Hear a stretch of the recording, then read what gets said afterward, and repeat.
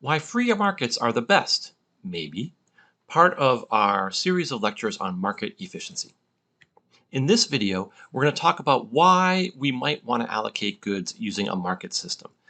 In a previous video, we discussed consumer and producer surplus, and what we'll do in this video is show that the free market maximizes the sum of consumer and producer surplus, what we've been calling in this class the economic surplus. Thus, the free market is an efficient way to allocate resources. Again, we can take the price, the market price, in a supply and demand model and draw a line from the market price to where it intersects the first curve and then go straight down to get the quantity. And then the triangle that appears above the price, or all the area that's above the price and below the demand curve, is the consumer surplus, and all the area that's below the price and above the supply curve is the producer surplus. Now here you'll see that somehow in this market, the market price is 14, which causes a relatively small area of consumer surplus, but also a larger area of producer surplus. But there's this blank white area that's full of consumers that would want to buy products and suppliers who would want to distribute products if the price was different. So what we can do here is we can, as Jonathan mentioned in a previous video, just use numbers to calculate the areas here. And in the consumer surplus example, it's a little easier because it's just a triangle, but the producer surplus is going to be a rectangle plus a triangle. So you would calculate both of those separately. Make sure that you can perform this calculation and make sure you come up with the same example we have in this slide where the total surplus is 65. As we mentioned, consumer surplus is willingness to pay minus price for all the consumers in the market, and producer surplus is price minus cost added up for all the producers in the market, and the sum of this is what we call the economic surplus. Now, I'm just going to substitute in the top equations for the bottom equations here. So although we can say economic surplus is consumer surplus plus producer surplus, we could also say that economic surplus is willingness to pay minus price plus price minus cost. You'll notice here that price appears twice. And what we can do here is, because we have a minus price and then a plus price once we get rid of the, once we evaluate the parentheses, then the minus price cancels with the positive price, and we get economic surplus is willingness to pay minus cost. Again, we have this economic surplus. Now, let's take a look. That was one where the price was pretty high. We can take a look at other sort of market interventions.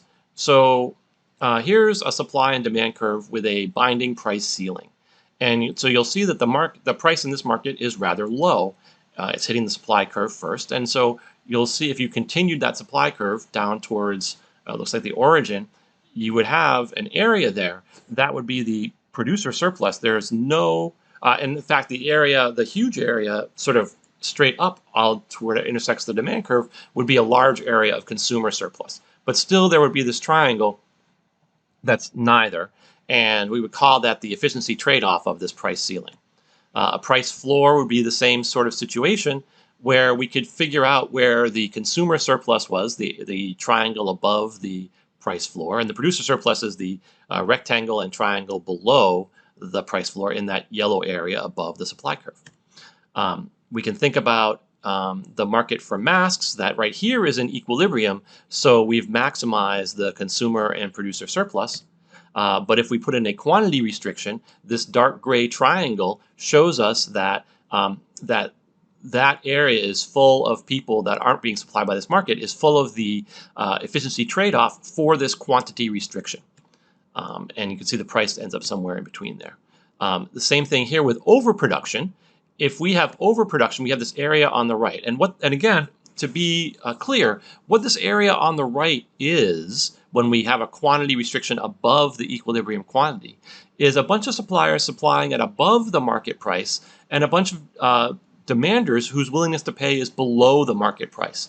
So actually, each of those suppliers is getting negative profit, and each of those demanders is receiving a negative marginal benefit because the price they're paying is above their willingness to pay. So If we leave the free market without any interventions, the area of that triangle, the total economic surplus, is the largest possible area. And so the free market allocates resources efficiently. And we mean efficiently here as it maximizes the sum of consumer and producer surplus. The fact that markets are efficient is the argument that economists use in favor of what we call laissez-faire, or let the markets roll, idea of capitalism, where markets should be unimpeded by the government to get the most efficient outcome. And so if there's no government intervention, then we probably meet the definition of markets of perfect competition, and the sum of consumer and producer surplus is maximized. And let's just recall the 4 parts of our definition of a market of perfect competition. Lots of buyers and sellers. There's free entry and exit.